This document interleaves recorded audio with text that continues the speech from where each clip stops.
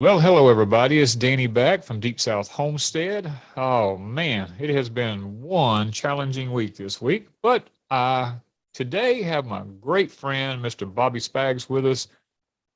He's been doing survival and prepping and all for quite some time. He's a lot like me in a lot of aspects because I've been doing it for many years. So hopefully today we will gain a little insight from Bobby on his life, a little bit about what he's been doing, some of his opinions about specific things as to what he would do and in certain situations. And let's just see how it rolls today. So, Bobby, it's good to have you on, my friend.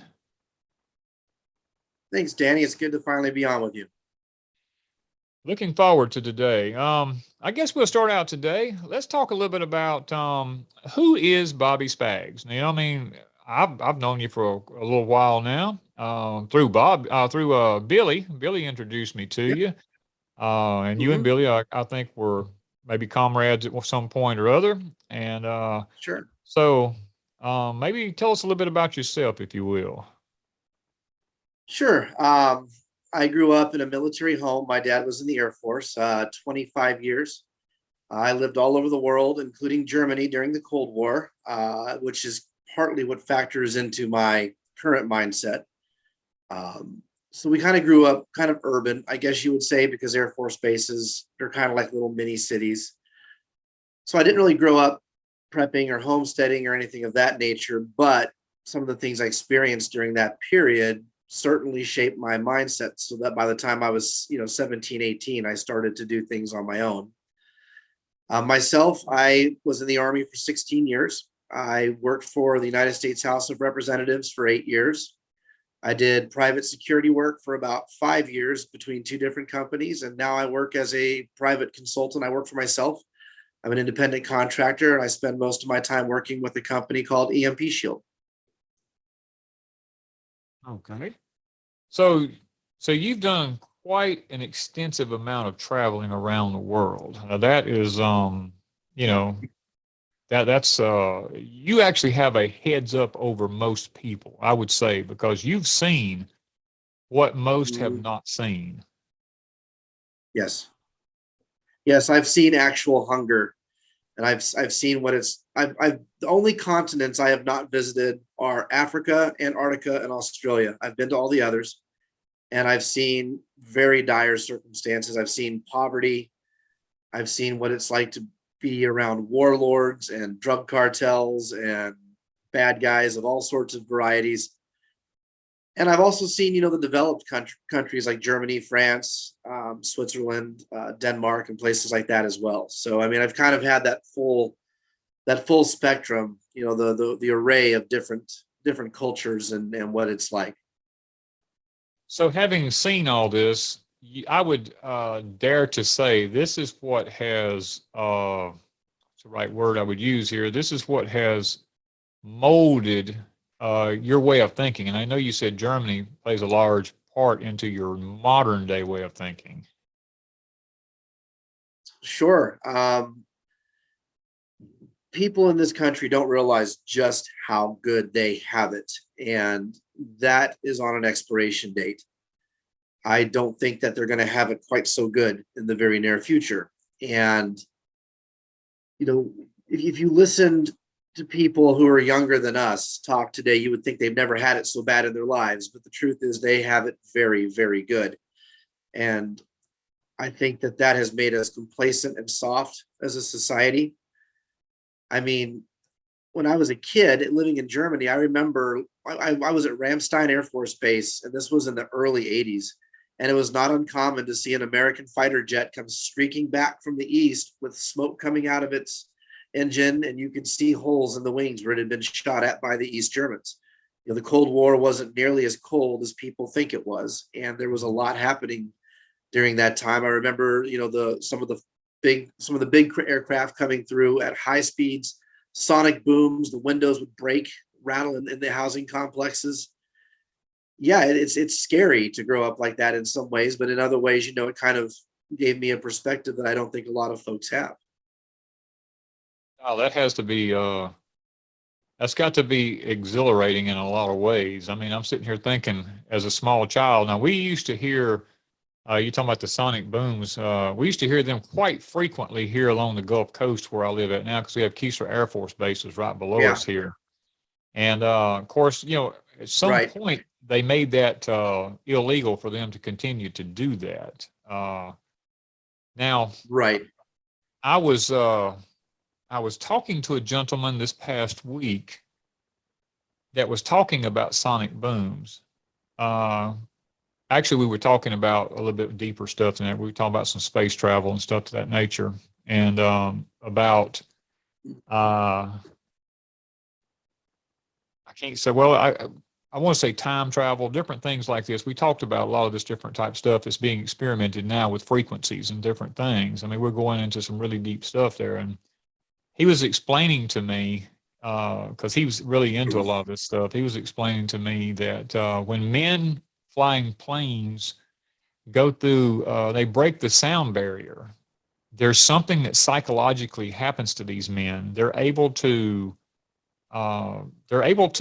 see things and do things that normally doesn't, a human like me or maybe you that's never experienced that type of flight breaking, a sound barrier like that has experienced, because actually they changed time, and I can't sit here and talk about it the way we talked about it, but I'm having to choose my words carefully. But I mean, it's one of those things that I was really shocked after talking to him as to actually the advancement of the technology we had, even at the point that you're speaking about there. Right. Yeah, it's interesting. I think that a lot of those sorts of things have generated, I guess, what we would term as advancements in technology. A lot of this stuff is found sometimes accidentally or incidentally based on what happens when they're doing A, and it leads them down the rabbit hole to E, and then somehow jets over here to number 32, right? And Yeah. it doesn't take a logical linear path. It's just it's kind of like an ant farm, just the trail goes everywhere. Yes, yes, that definitely. And I'm sitting here and I was like, after talking to this gentleman, I was like, whoa, I said, there's a lot more here than meets the eye. And you haven't experienced this, over at a military base, actually seeing the planes coming in that have actually, casualty, I call them casualties of war, or shall I say, coming in from a theater. I mean, I think that's a new correct term. Right. Right. Theater of operations, special Yeah. military exercises, whatever. Yeah. Yeah, I mean, I learned this, and well, when we was going through Desert Storm and different things like this, when some of the first ones, they started using the word theaters and batteries and sorties and, all the different terminology, was to make war seem like it's not that bad anymore. You know what I mean? Because the Right. It's American just another people are so Thursday. soft. Uh-huh. Well, sure. I mean, if you just think about World War II. I mean, it's the most talked about, probably the most popular, for a lack of a better term, the most well-known, the most romanticized war in American history was World War II for a whole bunch of reasons. But we went into that war and within less than half a decade defeated arguably two of the largest empires on the planet, Germany and Japan.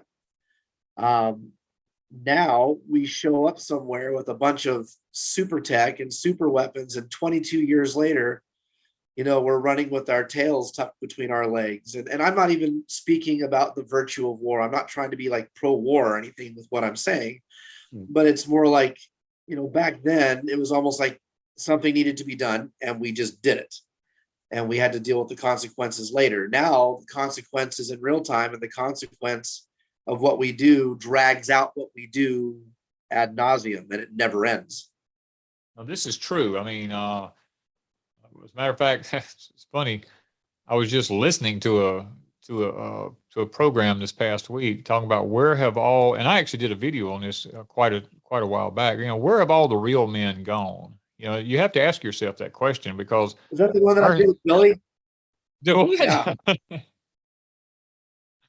Yeah, Billy and I just did that on Sunday. We had a conversation about men in Yeah, particular. Yeah. y'all did have. As a matter of fact, I watched part of that. Um, and I was I was so in agreement with y'all. I wished I was on there with you at that time because I had done a video on the same exact thing. And I was like, I wanted to just like chime in and say, dude, y'all are so on spot on, you know? I mean, this is just like crazy. I said, there, we've tried to help people, Bobby. We tried doing things with young people, and I've had guys here that were 18 years old that had never drove, that had never done anything, and I was like, uh, what have y'all been doing? I mean, what do you do with your life? I mean, you have to ask yourself. I mean, at 18 Right. years old, I'd experienced half the world, I mean, Sure. Sure.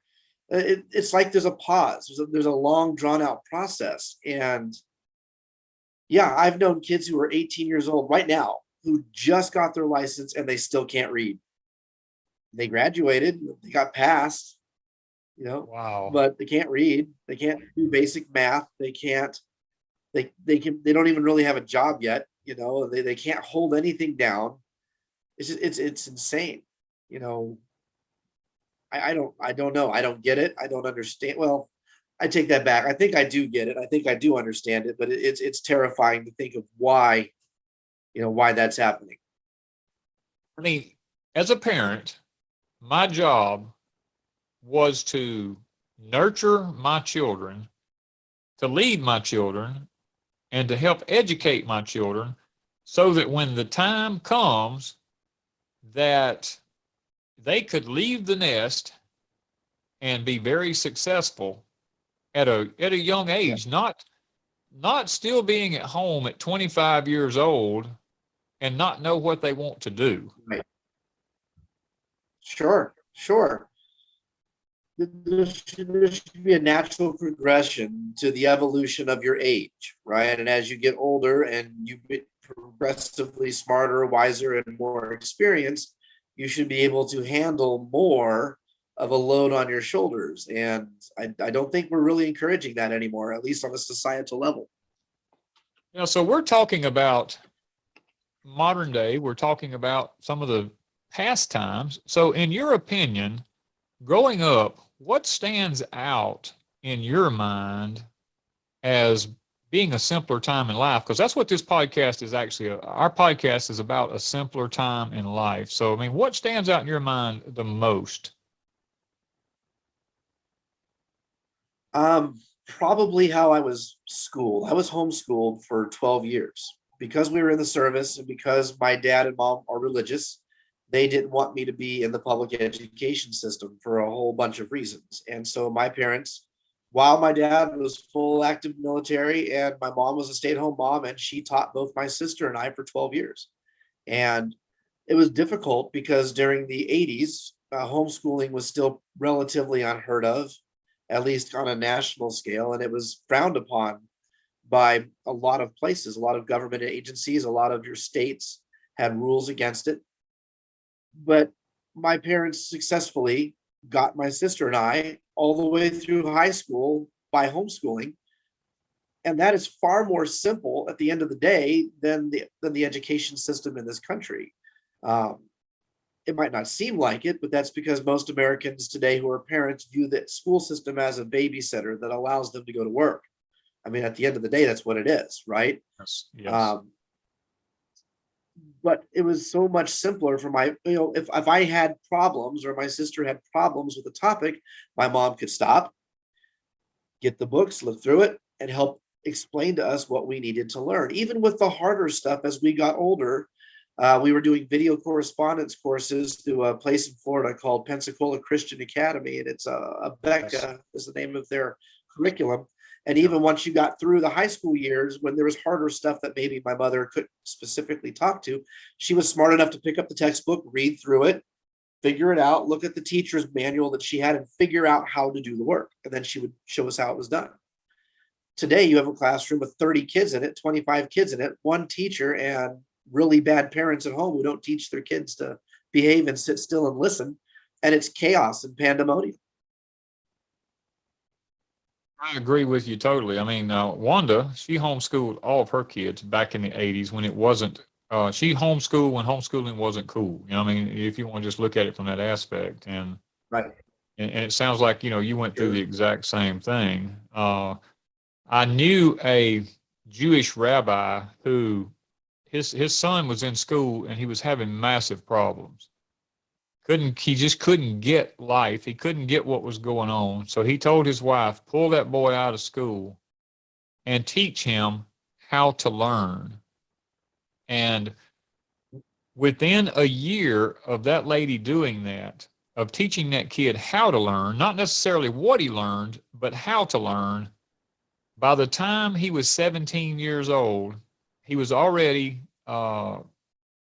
in one of the, what is it, like ROTC, one of the branches of the early branches of the military, when you get someone started in. He Right. was already, JROT. yeah, he was already excelling and stuff like that. Now get this, he had already taught himself the Hebrew language, one of the hardest languages that there is to understand. He had taught it. And when Yes. I met the young man, he was teaching it. Before he was 18 years old, he was teaching Hebrew there in the synagogue. Wow. And I was like, because I told his father, I said, man, your son, that's one sharp kid right there, man. I said, that boy is just intelligent. He said, yeah, a few years ago, he was failing in the public system. And I was like, well, I said, there's definitely no arguing with the fact that one-on-one time and teaching in the right aspect sure does pay off. I mean, it really pays off. It does. And, It does. it seemed like, Bobby, it just seemed like years ago, everything might have been a little more difficult in some aspects, but it seemed simpler. I mean, it seemed like things were just a Yes. lot simpler. Well, sure. We've replaced skill with convenience.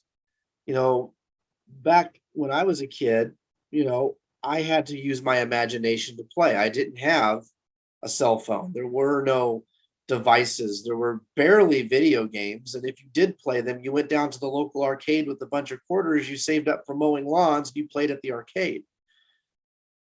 Yeah, it was harder. You actually had to physically do things with your hands. You couldn't just sit on a couch or sleep in bed all day. You had to get out and do stuff. So in that aspect, it was harder, probably a little more physically. But mentally, I think that we have just backslidden decades worth of our if not scores of years worth of our development as humans has now been reversed just because we can sit in one place and experience life in one seat for 12 hours with almost no negative consequence. We can actually, to be honest with what you just said there, we can actually travel the world now and never leave our chair.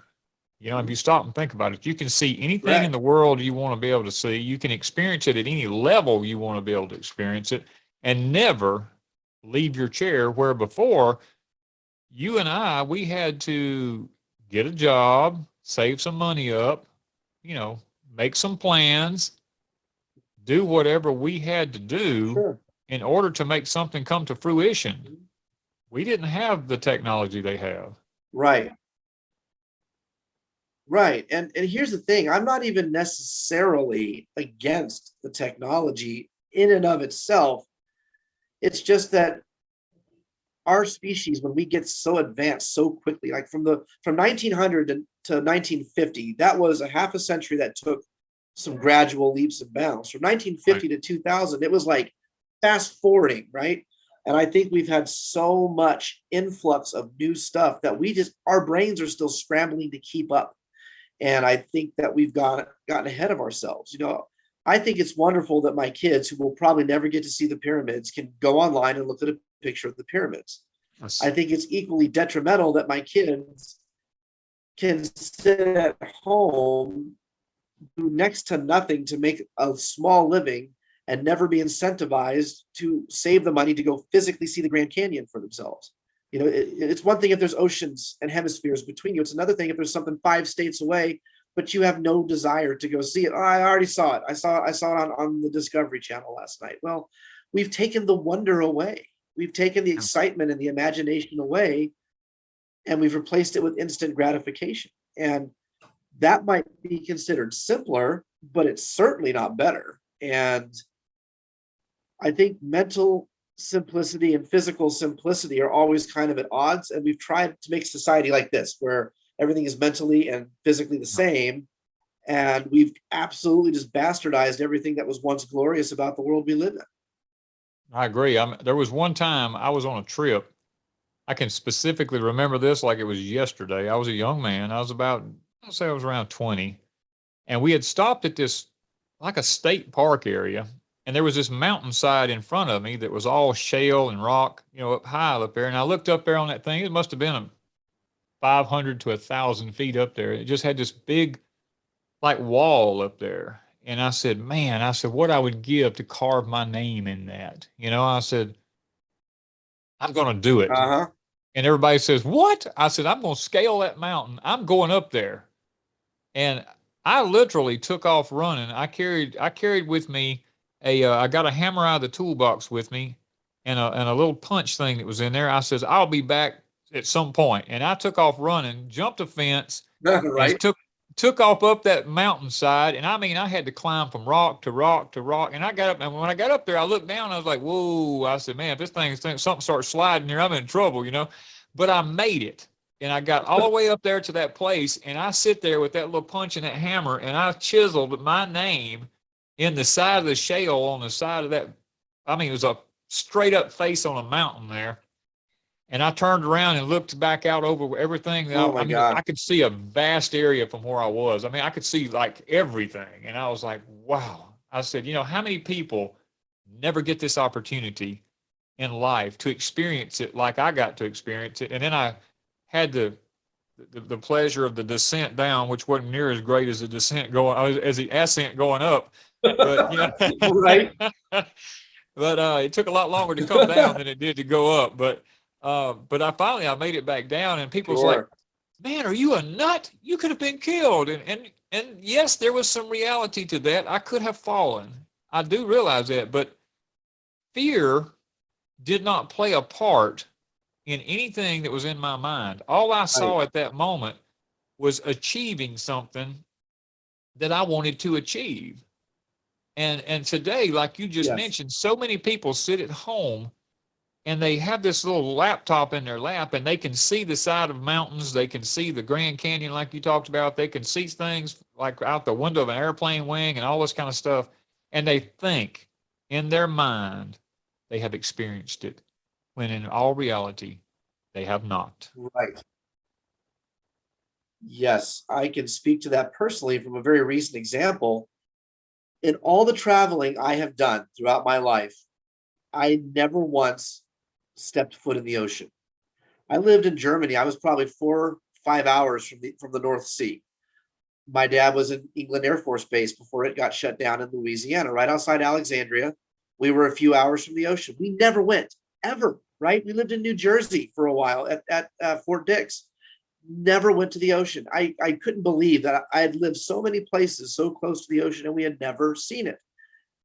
This past March, with the company I'm working for, we went to a natural disasters expo in Miami, and our hotel was in Miami Beach. And I literally, for the first time, walked from the door of my hotel, and I walked down the boardwalk over the little berm, and there it was. I walked down about probably 70 yards of sand, and boom, there it was. There's the ocean. The tide's coming in and going out. The sun is setting.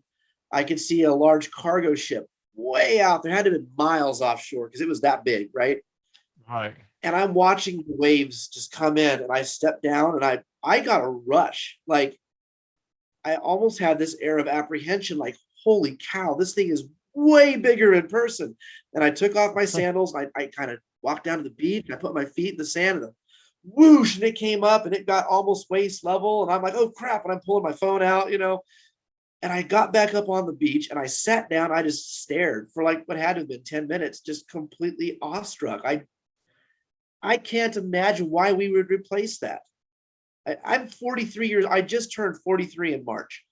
I was 42 when this happened. First time I saw the ocean, and I can't imagine a better feeling than what I felt in that moment.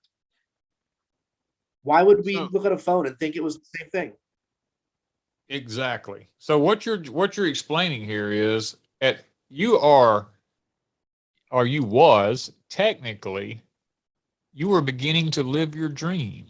I mean, that is something that so many people out there seem to think that they're living their dream online. And I can say this because of my YouTube channel. I've gotten lots of emails from people that says, "Man, I love everything you're doing because I live my life through you." And I do understand that to a point because if you're an elderly person or if you're disabled or something other to this fact where you can't get out and do anything, lots of movie stars have people do them that way. They live their life through them, and and it brings a certain amount Sure. of joy to my heart to know that some people do live their life through us.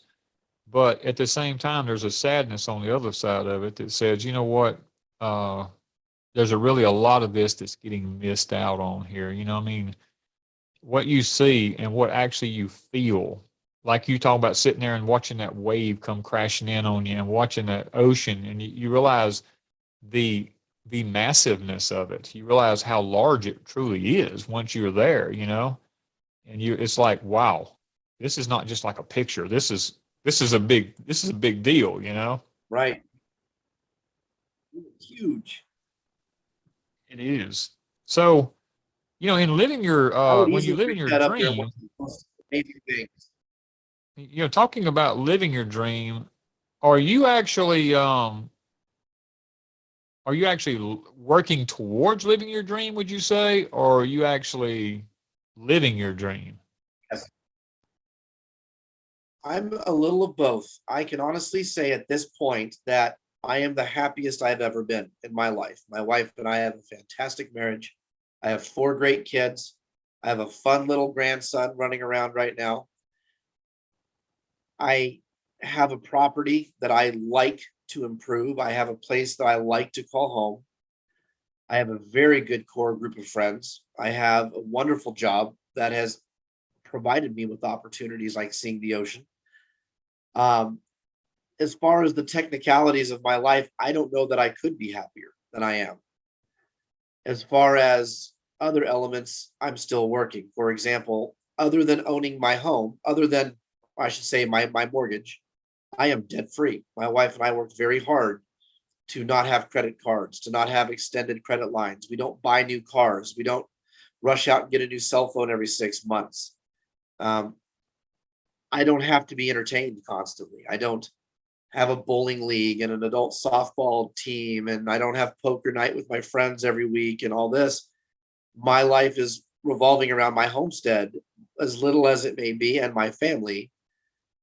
And now to fully realize that dream, I know you know Tag from Life Done Free. Yes. Um, he he told me that I'm going to get one of his hats the minute that I pay my house off because that's the last debt I have. Once that's gone, that's one less thing that can be held over me by somebody, at least to a great extent. So I would say finishing getting completely out of debt would be the dream I'm working towards. And in the meantime, I expand my garden a little bit every year. I improve the property a little bit every month. I put in new trees in the orchard every year. I get to remodel a certain room in the house or paint the kitchen or whatever. So I would say I'm in the middle. I'm living my dream by trying to accomplish the rest of it. Okay. I actually retired. Gosh, let's see, it's been 12 years ago. I retired at 50. I uh, I made my mind up at a very young age. I was not going to work until I almost died, and I wanted to be able to enjoy some of my Right. life. And of course, like you mentioned there, I'm debt free. Uh, of everything except I just bought Wanda a tractor. I think I still owe for that, but that's uh, that's a liquidable asset. If something happens, Mhm.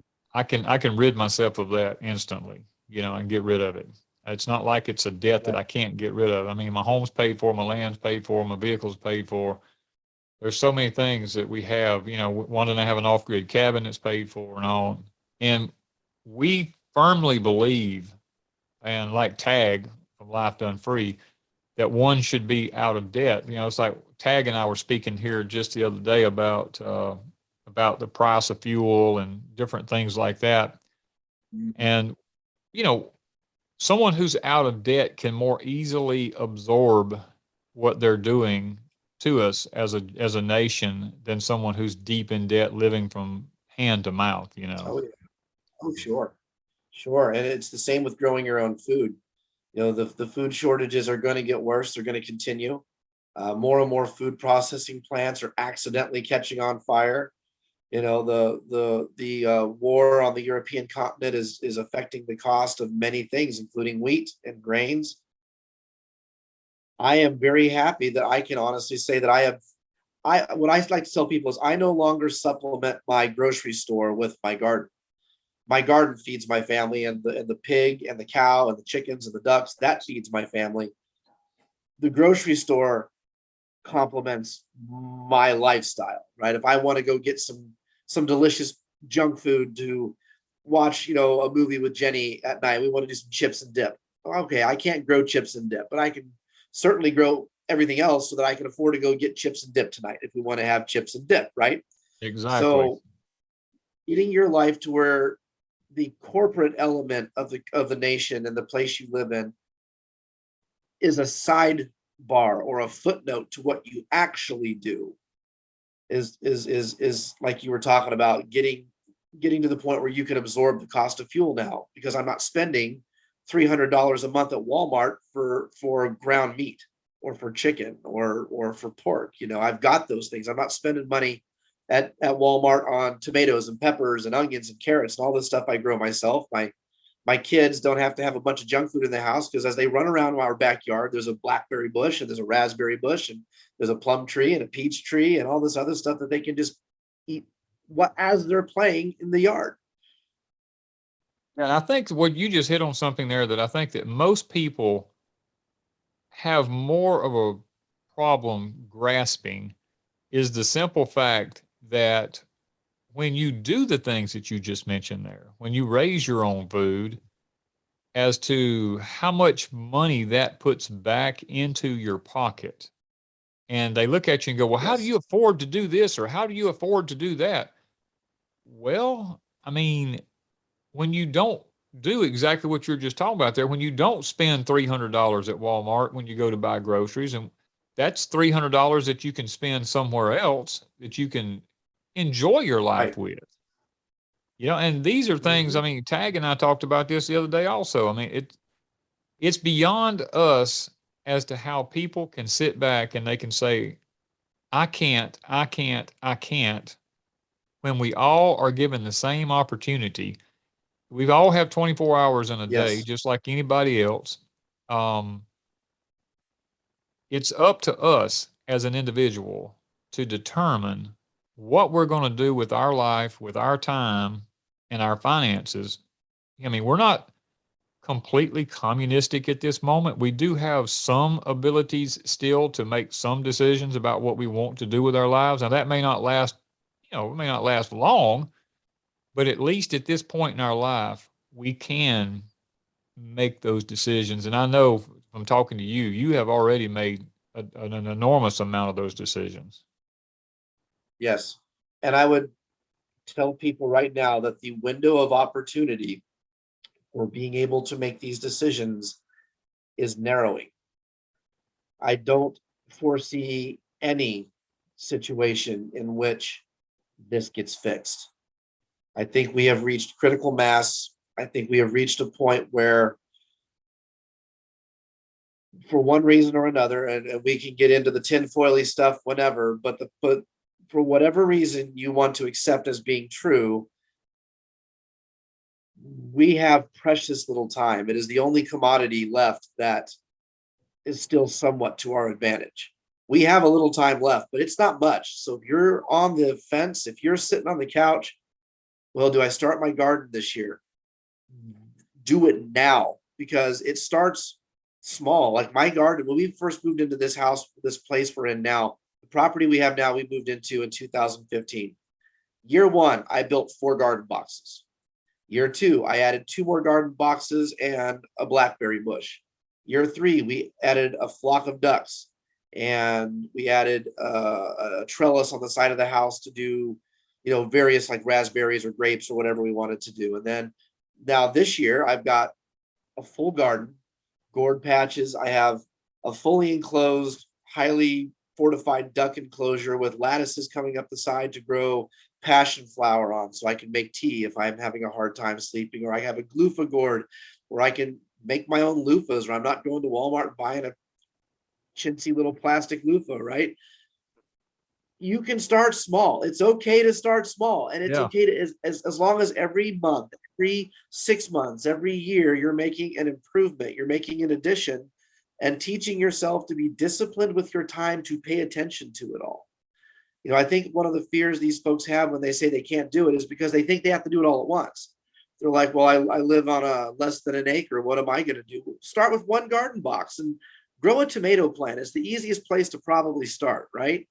Maybe a pepper plant. And then once you learn how to grow a pepper and a tomato, now learn how to can your peppers and your tomatoes. Once you've learned to do that, learn how to make your own spaghetti sauce, learn how to make your own salsa. Start taking your money back from the grocery store. Start taking your money back and improving your knowledge base and improving your property. You will start to reclaim what is yours. And by virtue, your family will start to reclaim what is theirs. And they're going to see the value in it. And they're going to start learning, wow, I want to do this too. And you're going to impart that knowledge to your kids. And then they're going to do the same thing, hopefully, and teach it to their grandkids. And all it took was you growing one tomato plant. Right. It's literally that easy. It doesn't take a lot of money.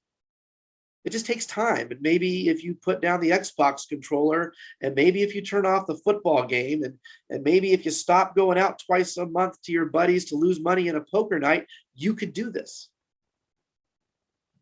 Yeah, I mean, the one thing that I notice with most people I hear is, and you'll probably can resonate on this also, is people are saying, man, I can't wait for things to get back to normal, you know?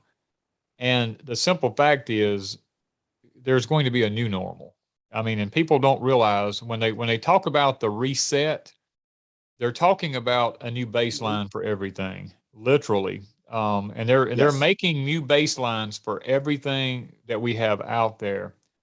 And when we start talking about that, we Yes. have to. I mean, I was talking to a person about finances the other day in a financial institution, and they were talking about we're never going to go back, and they're going to make sure of this. We're never going back to pre 2019. From this point forward, Correct. there will be a new baseline even for the financial spectrum. And Yes. that, I don't think most people get that because they're still looking back going, I want to be able to do what mom and dad did. I want to be able to do what grandma and grandpa done. That's over, Bobby. That's Yeah. not going to happen again. They are Nope. making sure that there's a new baseline for us to live by. Yeah, it's like these people don't realize that at any point in our history, and we can probably, just for keeping things simple, let's go back just to the turn of the 19th century, right? Or the turn of the 20th century. Woodrow Wilson changed everything with the Federal Reserve Act, changed everything with the income tax. Yes. It never went back to normal. Then we had the implementation of this federal department. It never went back to normal. Then we added these 3 departments. Then we added this department. Then we bastardized the Interstate Commerce Clause. It never goes back. There has never been a time where your government has taken power from you and then, oh, okay, we're done with this. Here you go, and handed it back to you. This is the new normal, and it's only going to get worse. And like I said, that window is closing. Take advantage of it right now. Yes, I was just, I mean, you and I were talking about this before we went on the air. I was just less than 45 minutes ago talking to one of my local officials about a large bond that they're fixing to try to float through our area here. We went to vote on it today, and I made the comment to him. I said, all the other bonds over all the other years that we floated through, when they were finally completed and everything came to fruition and it was all over, that was not taken back off but yet it lined or it created another excuse for something else. That money was allocated somewhere else to do another project with, and his thing was, yeah, but that saved you from having to have another bond floated. I'm like, no, you don't look at it like that. I mean, it's Right, just right. We we voted specifically on this first bond for issue A. The fact that issue A is now resolved, we didn't vote on issue B, C, D, right, Z, 48, 103. You can't just keep kicking the can down. That is like absolutely egregiously illegal, but nobody's going to do anything about it, you know? right, right. Okay, so based on what we're talking about here, now I may be wrong about this, but I think I'm probably pretty accurate about it. You've been prepping for years now, so is it something that well, you mentioned in the beginning it was not something you grew up doing. It's something Correct. that it was a skill that you learned, I guess, a little bit later in life once you got out on your own. So it's Yes. something you basically started after you left home, I'm guessing. Right about that time. Yeah. I left home in 1997. That's when I turned 18 and I moved out. And of course, very close to that is when the whole Y2K thing started. Like, oh God, things are going to Oh go, yeah. the Russians are going to accidentally Yep. launch nuclear weapons because your computers aren't going to click over to 2000, Yep. right? And I Been there. never really took the Y2K thing serious. I never was scared of it, but you know, growing up, we did have provisions, right? Especially when we lived in Europe. You had to take special provisions. You weren't always going to get to the commissary and whatever. So I always had that, right? I always knew to have a little bit of stuff on hand in case you had an ice storm or whatever. So I guess you can say some of the prepping started earlier, but it really started at that point. Um, Partly because of one of the lines of work I got into. I got into private security work very young. This was pre 9/11, so there were no rules. You could be, and I'm going to use this word, don't let it scare you, but a mercenary, because that's what you were. You were a guy who had a handgun and you got hired to go do private security for folks, right? Totally You could understand get into that. that at 18 years old. Yeah, back then. So I was like this kid with a little bit of pent up anger. I was kind of rebelling against everything my parents had tried to teach me. And I was like, I'm going to go out and show the world that I'm tough and I can do this. So I got into that line of work. And in that line of work for the next 3 or so years is when I went to South America. It's when I went to Central America. And I started to realize, wow, we are hanging by a thread. And even then, in the late 90s, very probably into 2000, I mean, life was still relatively good back then. I mean, we all the things had never been rolled back like we talked about, but it wasn't what it is now. 22 ammunition was still like 5 rounds for a penny. It was still No. relatively affordable to live back then. And even then, I'm like, man, all it would take is for a week in the United States of a continued blackout, loss of power for whatever reason, and next thing you know, people are going to be eating each other, because we're not used to it. We're probably going to react much more violently in this country when that happens than, say, the folks in Tijuana, because they live like that every day. So that's what really got me started. And I was like, man, I probably should start putting back some food and some water. And then I realized, well, I probably need to own a gun that I can protect it all with. I can't just rely on the gun in my locker at work because I can't bring that home. Right. So then I started thinking about defense, and then I started thinking, well, okay, what about this? What about that? And then that eventually snowballed into the last 20 some years of everything that's turned into. And now I'm a guy that I've put on, statewide prepper expos in Kansas. We did 10 shows over 5 years. Tag from Life Done Free and I have worked together to put on the Midwest Preparedness Project, which is a biannual camp out we put on.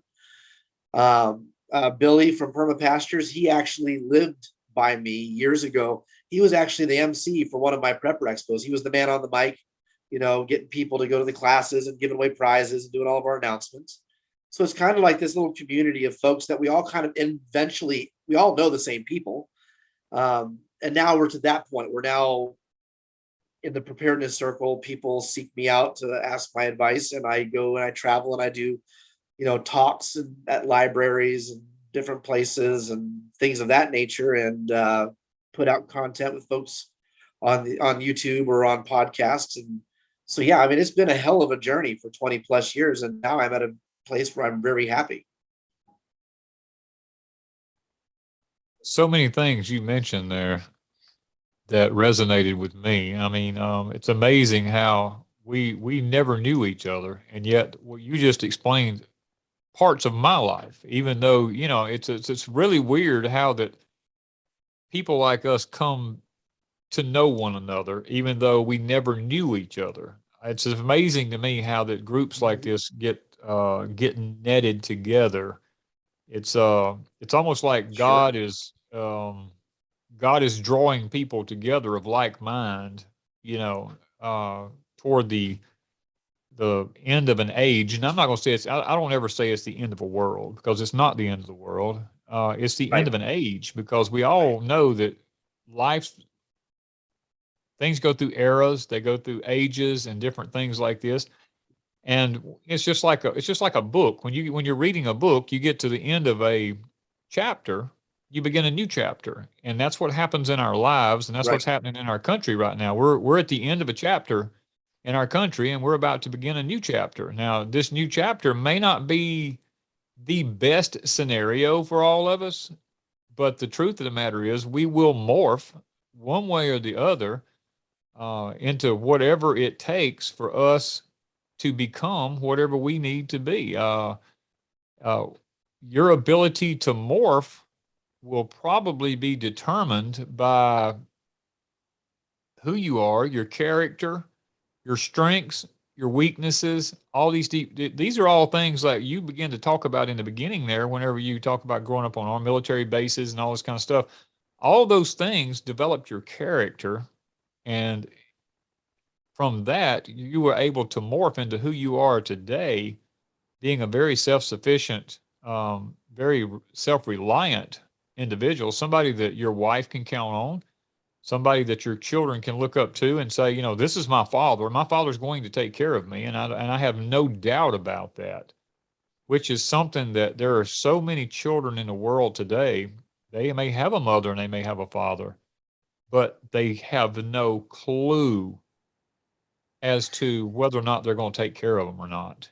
I mean, and Oh, that's where we're sure. at, Bobby. We're at a point in this country right now where our young people, unlike you and I, who had great godly parents, um, kids today have no stable background at all. They're hanging by, you mentioned a while ago, hanging by a thread. Their life literally hangs in the balance, and they don't know any Yes. different than what the government is throwing out there at them, because that's all they have. And if people like you and people like me sit back and we don't voice the truth and we hold it in, those people who Mhm. need to hear it, and it's going to make a difference in their life, because there's always going to be somebody out there that it's going to make a difference in their life. If we don't do what we need to do, those poor souls, I call them, will be lost forever into a society that they will morph into, and they'll never know any different. And that's the sad part about it. Right. There is a constant struggle between good and evil. And that can be interpreted by the listener in any way that they want to interpret it. Evil never sleeps. And what you were speaking about with those children whose parents aren't there for them, that leaves an emotional and a spiritual void in that child. Something will fill it. And Yes. if we are not cautious, it will be filled by the dark side of things. Yes. And at the risk of bringing down the wrath of the internet gods upon my head right now, that will be filled with everything we are seeing right now: the redesignation of what it means to be a man, the redesignation of what it means to be a woman, the redesignation of what it even means to be a human being, the redesignation of what constitutes life itself is being attacked. And all those kids whose parents are lazy, unkempt, non self reliant, those children's souls are going to be filled. That void will be filled by the spirit of darkness. That spirit of darkness is going to convince them that there are no rules, that anything is permissible, that their lives and their puny existences is more important than bringing new life into the world, and that furthering our species and furthering our society no longer counts or matters. No, I can just sit at home and I can see the Grand Canyon on my phone. I'm happy. That's all I need. And that's what they're going to start thinking. It's what they are thinking. And then, everything else that we've seen happen over the last 2 years specifically, where everything is, the definitions of everything has just gone out the window. And I don't mean that in a judgmental way. Obviously, I can be very tolerant of people. I can do all of that. And at the same time, realize that the predominant tide of what is pulling at the voids of these children's souls is absolutely evil at the same time. Yeah, you made a very valid point there about when you take something away, there's a void, and something's going to fill that void. Not only is this true in our human life, this is true in every aspect of life. I mean, you take something, even something as evil as CERN, when CERN pulls something out of nothing, something has to fill that void. Yeah. I mean, and I mean, I could go really deep off in that edge over there, but I mean, that's not for this particular conversation, but there, Dark matter, dark energy, dark soul. I don't yes, care what you call it. It's all dark. it's all dark. I mean, that's what happens when you start opening up a particular portal to do something with, or taking, you're taking something away from space. Something has to fill that space, and it is no different with human life, just like Right. you were mentioning there. When you take something out of a child's life, and I'm going to say something here, and I hope that the congregation or the audience, or however you want to say it, doesn't take this wrong. But you can also go overboard in the opposite direction. You can take a child and you can shelter that child so much with literally religious wise, by never letting that child do anything and making that child believe that everything, you can't do this, or I'll give you, for instance, the way I was raised. My parents raised me in a way that every time I'd do something, my mother would say, "You better watch out. God's going to strike you dead for that." And I mean, they literally placed fear into your life over religiously, that you were going to always be doing something wrong. Right. And when you begin to view God, you viewed him as a man sitting up there and with a big stick ready to smack you over the head if you done anything wrong. And totally, you was Right. like, man, Right. I hate this. And you couldn't wait to get away from it. Right. And then you jump out there, and because you've never experienced anything, you want to experience everything. And that dark matter that we were talking about is Right. laying there waiting on you. You don't even have to buy it. It's laying around for free. It will give itself to you freely. Yes. Because once it has you, you're no longer free. You're now a slave. That is probably one of the wisest statements I've heard in a long time.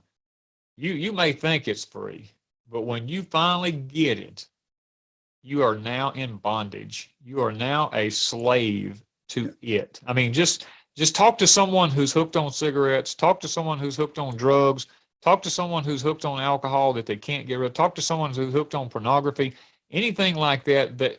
I mean, remember a time, Bobby, you remember a time when you used to try to prove you as a man by smoking a cigarette?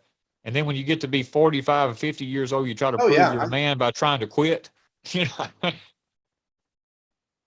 Yep. Yeah. You're not wrong. You're not wrong. I smoked when I was in the Army. I won't lie. I was when I was in Iraq, at places I was smoking 2 packs of cigarettes a day, man. The stress was real. And then I went to the VA one day for my annual checkup years later, and they x-rayed my chest, and the gal was like, "You have the earliest onset of COPD." I said, "What?" I said, "I'm like 38." She goes, "Look at the x-ray." And on the top of this lung was an insy titsy little white line, just the very top of the lung. And she goes, "This is undoable. This can heal, you have to quit smoking. And I said, all right, give me the patch. So the VA gave me the patch after 3 weeks. And I quit on a Sunday in September, and I've never smoked since. And it is one of the best decisions that I was ever led to, was to get rid of that vice, because that vice controlled me. What other than fireworks on the 4th of July, what else do we waste money on in a way where we're literally burning it up? That pretty much sums it up right there. Those two things. I mean, as a matter of fact, my wife and I, Wanda, we sat here it ain't been that long ago. We sat here, it was a New Year's Day, I believe it was, a New Year's Eve or one of them. We sat here at our house. We're rural. We live way out in the country, and we watched fireworks like you would see if you went to a water park somewhere or to a shoreline on the ocean or something other. Our neighbors literally spent, it had to have been hundreds of dollars for these type of fireworks, because Oh, I mean, sure. they blew up in the air. It looked like you'd see it one of these major events or something like that, and shook the windows in the house every time they went off. And just, I told Wanda, I said, that's like taking $100 bill, sitting here with a match to it and just watching it burn. You know, every time you watch one of these things go up, It I said, is. oh, there goes another 100, you know? Right. It's not, and it got worse the last 2 years. I mean, I'll readily admit, I love fireworks. My kids and I enjoy them. And there for a few years, we spent way more on it than we should have. Yeah. And it's gotten very expensive because 99% of that is imported from China. That's So right. last year in particular, the price of everything was so ridiculously high that we scaled way back. We didn't spend nearly what we used to spend. And the kids still had a good time, because we may have dropped $150, and my best friends and his kids, they dropped $100, and we all get in my front lawn, because I have a sizable front lawn, and we all sit there, and all the kids get to shoot them off in the streets. And we live, probably 15 miles from one of the lakes here in Kansas, and they put on a big show. Well, we can go down to the end of the dead end road we live on and just sit there and watch their show. I don't got to pay for it. Yeah. Yeah, that's I mean, we do the bottle rocket thing occasionally, whenever had my kids and all, I'd let them shoot bottle rockets and the Roman candles and maybe around the firecrackers and stuff like Yep. that. I mean, I guess my eye opening was when I was in Connecticut up there. It was on the 4th of July. I was up there working on a job, and I was like, wow. I asked one of the guys, I said, where are they going to do the fireworks at up here this year? He goes, fireworks are illegal here. We don't do them. And I was like, that's un-American. I said, that Right. can't be. He said, no, you've got to go down to the ocean, the shoreline, to be able to see fireworks. We were not allowed to shoot them within the state. No, that's illegal, And I was like, Wow. man, I said, that's just un-American to me at that point in my life, because I loved fireworks. I said, this is crazy, but yet it Right. existed. And Oh man. no, I guess I should say that's fair enough, though, considering you were in Connecticut. yeah. Yeah, one of the New England states that, yeah, one of the, what do they call it? Right. One of Right. the blue states. Yeah. So, in closing this thing out, what would you say, Bobby, to people who's looking to live a simpler life, just from your standpoint of life, having seen everything that you've seen in life and experienced the world as you've experienced it? What would you say to people that's trying to live a simpler life? How would you answer them?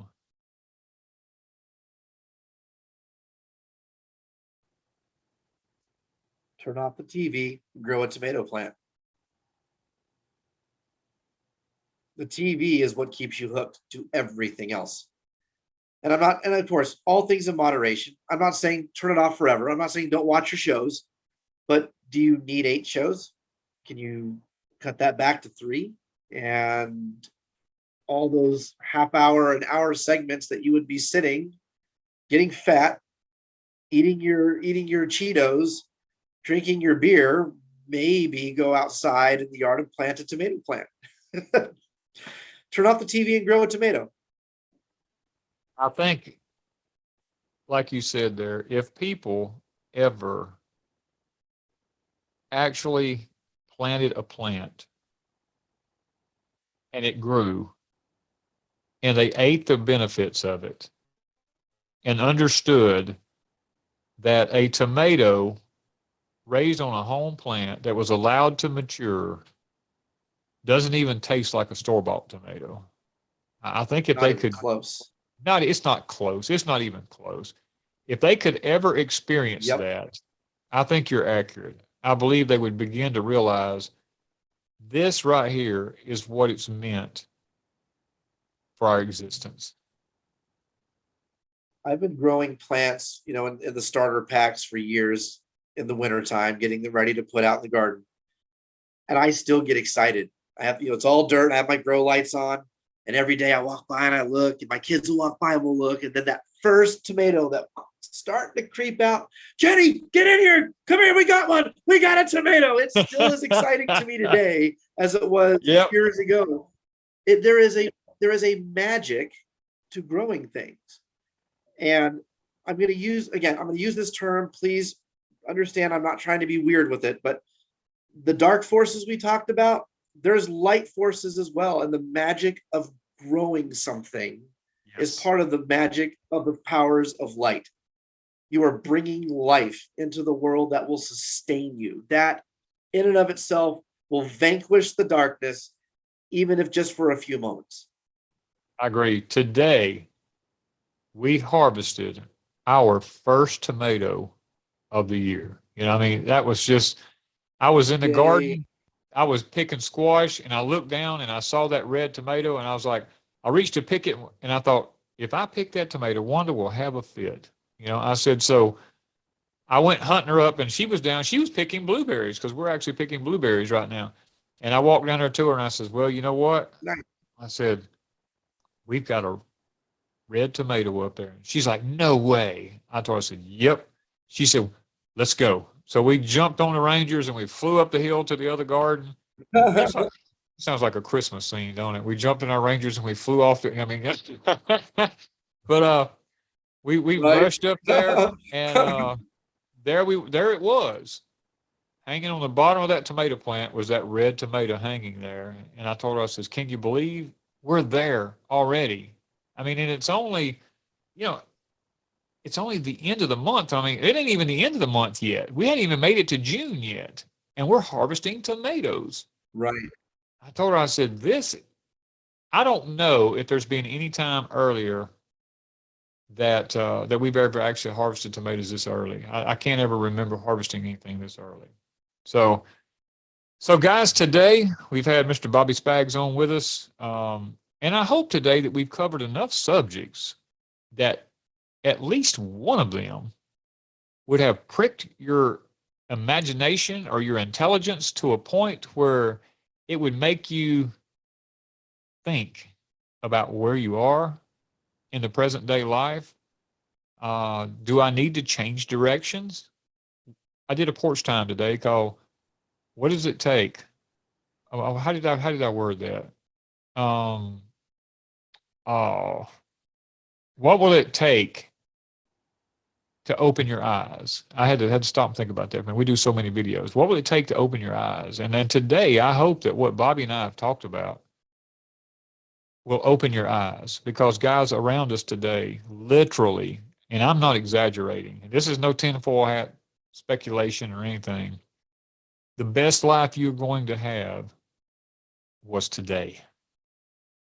Tomorrow, it's probably not going to be better. Your future is probably not going to be better. Today is probably the best day that you have.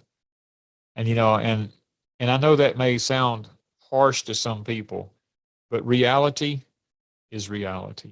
We have to understand the powers to be are trying to do what they're calling it the reset, which we know it's a new baseline. They're getting us ready for a new baseline or a new normal. I like to call it the new normal.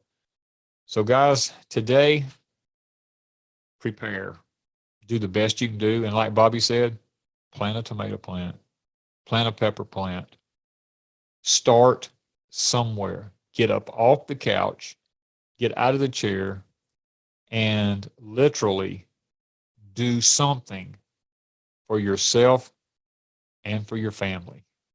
Thank you guys from Deep South Homestead.